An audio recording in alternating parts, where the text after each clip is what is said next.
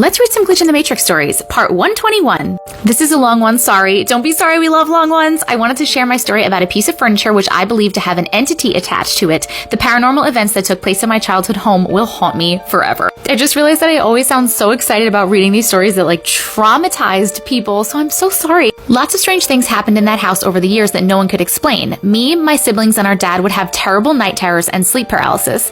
The dogs would bark at random spots in the house, and you could always see something or someone out of the corner of your eye. You could hear footsteps / people walking around, and there was just a general feeling that you weren't alone and or were being watched. I don't remember exactly when weird things started happening, but it's been this way for as long as I can remember. For context, the attic space was converted into 2 bedrooms with a small hall / landing between the 2 rooms. My oldest siblings had their bedrooms up there, and the chest of drawers was brought over from my grandparents' house and put in my brother's room. One night, the whole house was awoken to my brother shouting. We all came out of our bedrooms to find him stood at the bottom of the attic stairs. He was adamant that he'd seen someone cross the hall landing into my sister's room. She wasn't there that night, I can't remember why. He shouted up the stairs for the intruder to come out, but didn't see or hear anything further. Eventually, he and my dad made their way up the stairs to find both rooms empty. No one was there. My brother swore that he'd seen someone that night, and we all knew that he was telling the truth. Several years later, after my other siblings had left home, I moved my bedroom up into the attic and had the bedroom across the hall as a dressing room with the chest of drawers in it.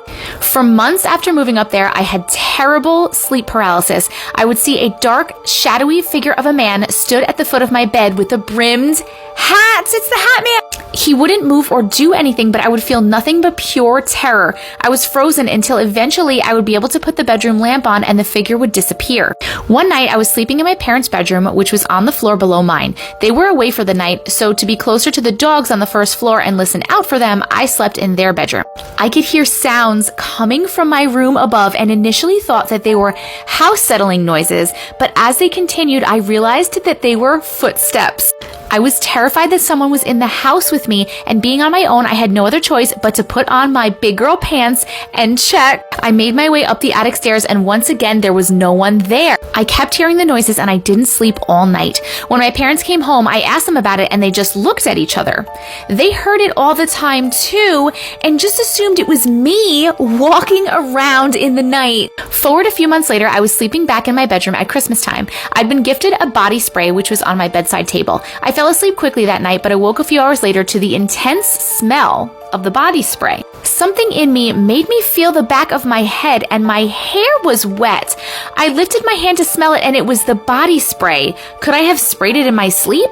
Possibly, but I just couldn't shake this terrible feeling that there was something more going on. I know people will wonder why I kept sleeping in that room, yes, and why I even moved up there in the first place, yes, but these instances happened over months and years. Before the encounter in my bedroom at Christmas, the entity spirit thing had never interacted with someone before, so whilst we were all creeped out, we never felt in any real danger. However, this felt different. The energy in the room felt sinister, and it is a feeling that continues to give me shivers to this day. I really couldn't take much more, and one day I was looking at the chest of drawers and I just felt in my gut that whatever had been tormenting our family was attached to that piece of furniture. I spoke with my mom about it, and she told me that it had come from my grandparents' house, and they'd always had paranormal events happen in their house too. Dark figures in the room, the dog barking at different spots in the room, etc. We agreed to get rid of the chest of drawers once and for all, and since then everything has stopped. There has been no further encounters, no bad feeling, no footsteps, no night terrors. I can stay in the house in my old bedroom on my own, and I have no issues. I wish I knew more about the origin of the chest of drawers, but I have no idea where it came from originally. Could there be a logical explanation for all of this? I guess so, but we've all agreed that there was a bad entity living in our house with us. Sorry I couldn't give a more exciting end to the story, but we were just glad to get rid of the chest of drawers. I'm sure there was something definitely attached to that. I'm glad you guys get rid of it. I wonder, how did you get rid of it? That's my question. What did you do with it?